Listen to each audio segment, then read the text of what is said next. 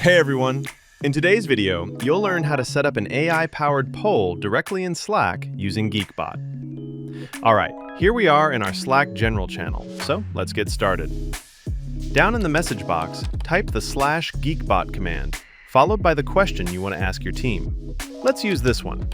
On a scale from 1 to 5, are the top priorities for next month clear? Now press enter. Geekbot will use AI to automatically generate poll choices for us. And there we go. Our poll is almost ready to share. Before we publish, we can quickly review the options Geekbot created. And if we want to change anything, we can edit them using the Edit button. Let's click Edit and take a look at what we can configure. At the top, you'll see Generate again. If you don't love the answer choices, click that to get a fresh set of options. Next, for each option, you can open the More Options menu to edit or remove it completely. Want to add your own? Just click the Add Your Option button. For this example, we'll keep it simple. Now, further down, you can set the poll duration. I'll keep it open for 2 days.